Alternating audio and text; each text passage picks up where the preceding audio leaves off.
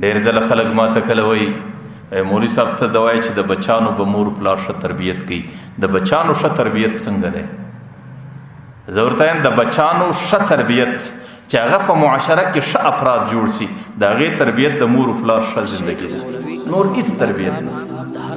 که چیرې مور پلار په خپل کور کې زندګي په حقوقو کې دننه سره تېره کړي او د عزت زندگی تیره کی او د احترام زندگی تیره کی، نه بیا خو بچان د هغې مور پلار د زندگی سره ډېره ښه زندگی زده کوي.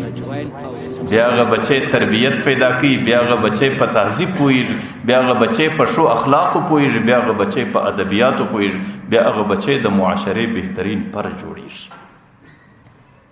لیکن زه وایم افسوس که چیرې پلار ماښام ناست دی بغیر د سګریټونو بل څه نه کوي، نه بیا خو د بچی زندگی ور برباده که بچی به څه ځینې زده کړي.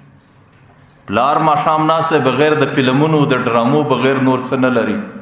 د دې معشوم ګل چې الله تعالی د جنت ګل ستا پر ذمه درکړی، د دې ګل زندگی دی ور برباد کړه. دا غریب بیا د شکنځلو، دا غریب بیا د سګریټونو، دا غریب بیا د ډرامو، دا غریب بیا د دې بد اخلاقیو بغیر نور څه نه زده کوي، نه نور څه پیژني. او چې په دغه بد اخلاقیو، په دغه ډرامو، په دغه تباهي کې دا بچی لوی سو، بیا به د دې په مستقبل کې د غلاو، د قتل او د دوکي او د خیانت بغیر بل څه نه، بیا خو معاشره تا برباد کړه. او که چیرې مور او پلار ښه زندگی په ادبیاتو کې تېروي او هغې په اخلاقو کې تېروي، د هغې په مابین کې د امن او د محبت فضا روانوي، هغه بچی بیا محبت زده کوي. پلار پر وخت باندې لمانځه ځي، بچی لمونځه له تګ زده کوي. پلار د خپلو قریبانو سره ښه اخلاقي، بچی هم د قریبانو سره ښه اخلاقي زده کوي. او پلار ښه زندگی په عبادت کې تېروي، بچی هم بیا په عبادت کې زندگی تېروي.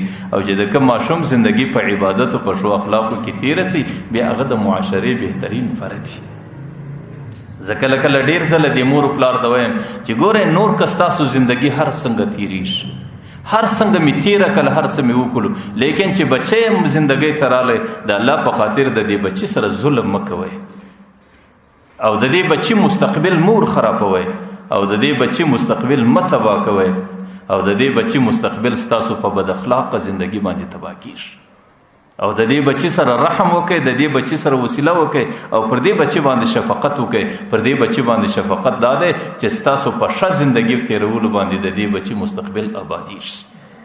نو ځکه د بچانو مستقبل دا د مور او پلار پر زندگی باندې. نو زه ډېر ځله دا وایم قرآن کریم هغې د لمانځه تفصیلاتو ته دومره نه دی شوه سوی، قرآن کریم دا د زکات تفصیلاتو ته دومره نه دی شوه سوی، قرآن کریم د حج او د نورو مسایلو تفصیلاتو ته دومره نه دی شوه سوی لکه قرآن کریم چې د انساني معاشرې د خاوند او د زنانې زندگی ته څومره شوه سوی دی او په هغې کې څومره تفصیلات کړي دي. د هغې وجه دا ده چې د خاوند او د زنانې زندگی د مستقبل بنیاد دی، او چې کله دا بنیاد صحیح شو او ښې شول سي، بیا به مستقبل ډېر آباد روان وي.